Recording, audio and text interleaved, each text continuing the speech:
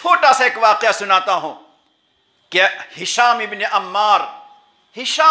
عمار ایک بستی کا چھوٹا سا بچہ ہے، افریقہ میں رہنے والا ہے۔ اس زمانے میں پہلی دوسری صدی کی بات بتاتا ہوں، دوسری صدی کی بات ہے، آج سے 1200 سال پہلے کی بات۔ افریقہ کا رہنے والا ایک چھوٹا سا بچہ جس نے کسی سے علم کی فضیلت کو سنا، ماں باپ نے علم کے مرتبے کو جانا اور پہچانا، وہ چھوٹا سا بچہ اپنے ماں باپ سے کہتا ہے کہ میں پڑھنے کے لیے مدینہ جانا چاہتا ہوں۔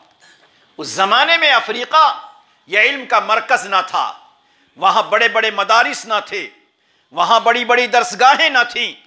اس بچے کے دل میں جذبہ پیدا ہوا، کسی عالم کے بیان کو سن کر ماں باپ کے دل میں شوق پیدا ہوا، لیکن مسئلہ یہ تھا کہ نہایت غریب گھر کا وہ بچہ تھا۔ ماں باپ کے پاس 2 مکان تھے، ایک مکان میں رہتے اور دوسرے مکان کا کرایہ معمولی کرایہ آتا، اسی معمولی کرایے سے ان کا گھر چلتا تھا۔ جب بچے کے دل میں علم کا شوق پیدا ہوا تو اس بچے نے اپنی ممی سے کہا کہ ممی میں پڑھنا چاہتا ہوں، یہاں پڑھائی کا پورا انتظام نہیں ہے، میں مدینہ جانا چاہتا ہوں۔ مہینوں کا سفر، مہینے سے زیادہ کا سفر، صحرائی سفر، دریائی سفر، جنگلوں کا سفر، بیابانوں کا سفر، اس سفر سے گزر کر اسے مدینہ جانا ہے۔ ماں کے دل کو دیکھیں، ماں کی قربانی کو دیکھیں، ماں کے جذبے کو دیکھیں، ماں کے اثار کو دیکھیں۔ جس ہر ماں کے دل میں اللہ نے جو ممتا رکھی ہے، جو پیار و محبت رکھی ہے، جو شفقت اللہ نے ماں کے دل میں رکھی ہے، اس ماں کی ممتا کو سلام۔ جس ماں نے کہا بیٹا اگر تو پڑھنا چاہتا ہے، اگر تو عالم بننا چاہتا ہے، اگر قوم کا رہبر بننا چاہتا ہے، علم سے اگر تو منور ہونا چاہتا ہے، میں پڑھانے کو تیار ہوں۔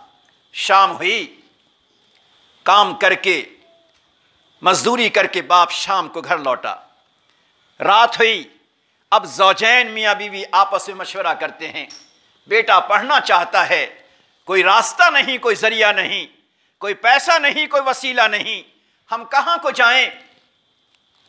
ماں نے خود کہا اپنے شوہر سے ایک مکان ہے، اس مکان کو بیچ دو اور اس مکان کو بیچ کر اس بچے کو مدینہ روانہ کرو۔ شوہر نے کہا جس مکان سے کرایہ آتا ہے اسی سے گھر چلتا ہے، گھر کیسے چلے گا؟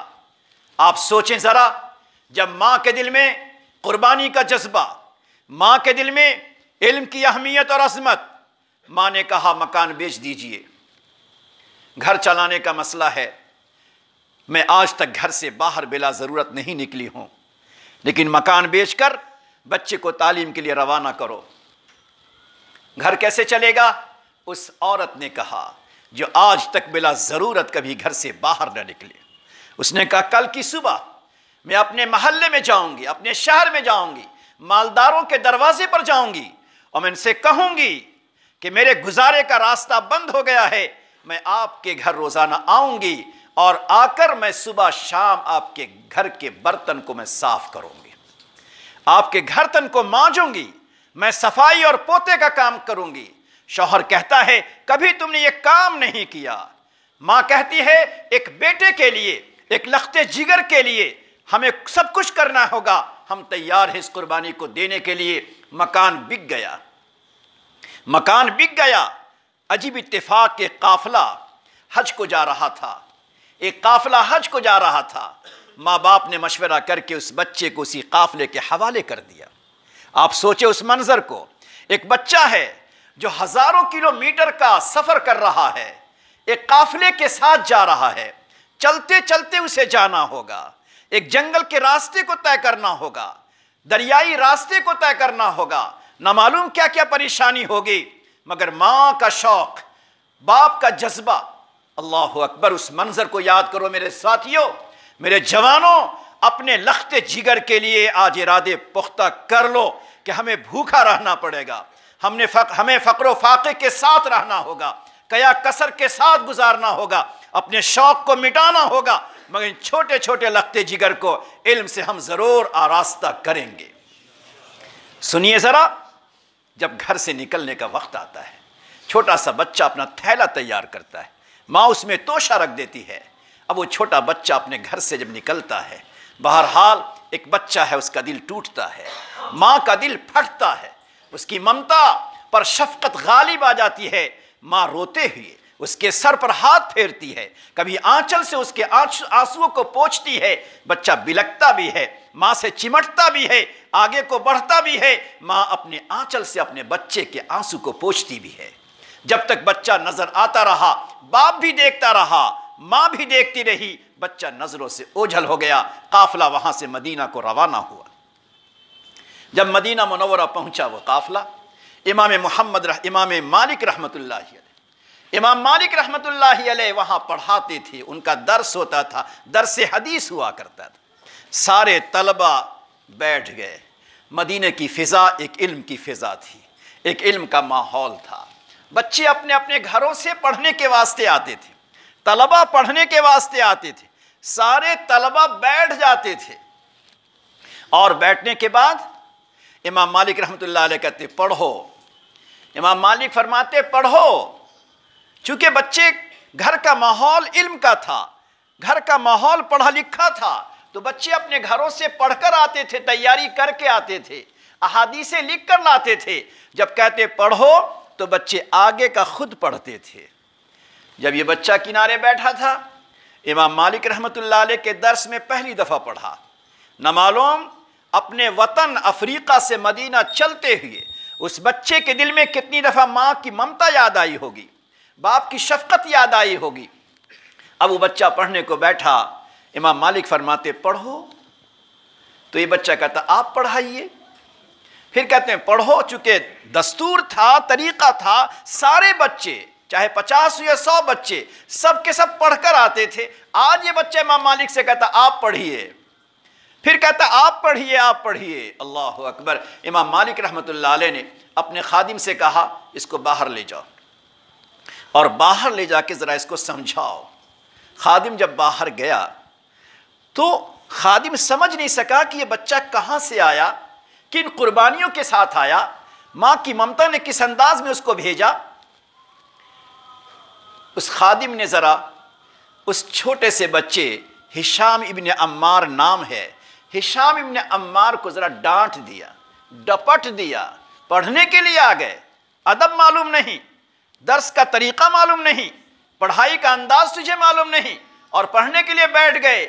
شیخ کا، امام مالک کا اتنا وقت تم نے بیکار کر دیا۔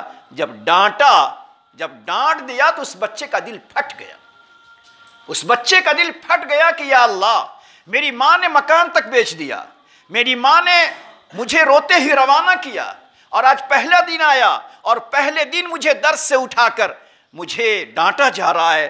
اس کا دل ایک دم سے پھٹ گیا، بلک بلک کر، سسک کر وہ بچہ باہر کو روتا رہا۔ امام مالک تک آواز پہنچی۔ امام مالک رحمۃ اللہ علیہ نے اسے بلایا اور کہا کیا ہوا؟ تو کہا انہوں نے مجھے گھبرا دیا، انہوں نے مجھے ڈرا دیا، میں ڈر گیا، میں اجنبی ہوں، مجھے نہیں معلوم یہاں کا طور طریقہ، یہاں کا ادب۔ تو امام مالک رحمۃ اللہ علیہ نے فرمایا کہ بچے اس کو معاف کر دو۔ سنیے گا ذرا غور سے، بڑے بھی سنیں، جوان بھی سنیں۔ اس بچے نے سوچا، کہا کہ معاف کر دو، تو اب بچہ کہتا ہے، سوچتا ہے ایک اچھا سا موقع مجھے ملا، یہ لوگ تو کب سے پڑھتے پڑھتے آئے ہیں، آج مجھے اچھا سا موقع ملا۔ امام مالک رحمۃ اللہ علیہ سے بچہ ادب کے ساتھ کہتا ہے آپ کہتے تو معاف کر دوں گا، لیکن میری ایک شرط ہے۔ کہا کیا ہے شرط؟ میری ایک شرط ہے۔ کہا شرط کیا ہے؟ کہا شرط یہ ہے پہلے آپ مجھے 100 حدیثیں پڑھائیں گے تب معاف کروں گا، پہلے 100 حدیثیں پڑھائیں گے تب معاف کروں گا۔ اس جملے کو تاریخ میں، اتہاس میں لکھا گیا ہے کہ اس قوم کے چھوٹے چھوٹے بچوں کے شوق اور ماں باپ کے جذبات کا اثر کتنا پڑتا ہے۔ کہ بچہ دیکھتا ہے کہ ایک موقع ملا مجھے زیادہ پڑھنے کا، ایک موقع ملا زیادہ سبق کو سننے کا، تو کہا حضرت آپ کہتے ہیں کہ معاف کر دو، میں معاف تو کروں گا، مگر شرط یہ ہے کہ پہلے مجھے 100 حدیثیں پڑھا دے۔ امام مالک رحمۃ اللہ علیہ کے پڑھائی کا درس کا وقت ختم ہو چکا تھا۔ امام مالک نے اس بچے کے جذبات کو سامنے رکھا، سامنے بیٹھایا، اور 100 حدیثیں پڑھانے کے بعد 100 حدیثیں پڑھانے کے بعد پھر اس سے روانہ ہوئے۔ پھر اس کے بعد روزانہ وہ بچہ ان کے پاس آ کر پڑھتا رہا۔ میرے دوستو، علماء کرام جانتے ہیں، جو بچہ، جس بچے کو ماں باپ نے گھر بیچ کر روانہ کیا تھا، جو بچہ پہلے ہی دن آ کر اسے رونا سسکنا پڑا، اللہ رب العزت نے ان جذبات کی بنیاد پر، پروردگار نے شوق کی بنیاد پر زمانے کا اتنا بڑا محدث بنایا، زمانے کا اتنا بڑا اللہ نے عالم بنایا کہ امام بخاری کا نام آپ نے سنا ہوگا۔ امام بخاری کو پتا چلا کہ فلاں علاقے میں ہشام ابن عمار ایک بڑے عالم بن کر پیدا ہوئے ہیں۔ ان کے پاس گئے اور کہا میں بھی آپ سے کچھ سیکھنا چاہتا ہوں، میں بھی آپ سے کچھ حدیث لینا چاہتا ہوں۔ یہ کس کا جذبہ تھا؟ یہ ماں کا جذبہ تھا۔ کون سی ماں؟ کوئی مالدار نہیں۔ کون سا باپ؟ کوئی مالدار نہیں ہے۔ وہ ماں جو قربانی دے رہی تھی اپنے وطن میں، دوسروں کے گھر میں جا کر جھاڑو لگاتی ہے، دوسروں کے گھر میں جا کر برتن دھوتی ہے، مگر میں سمجھتا ہوں کہ وہ برتن دھوتی ہوگی مگر دل میں دعا کرتی ہوگی، وہ جھاڑو لگاتی ہوگی مگر دل میں دعائیں کرتی ہوگی۔ باپ دن میں مزدوری کرتا ہوگا اور دل میں دعائیں کرتا ہوگا، تو ماں باپ کی دعائیں، ماں باپ کے جذبات ان کی اولاد کو ایک سنہرا موقع دیتا ہے، اور سورج اور چاند کی طرح اللہ تعالیٰ اس کو روشن کرتا ہے۔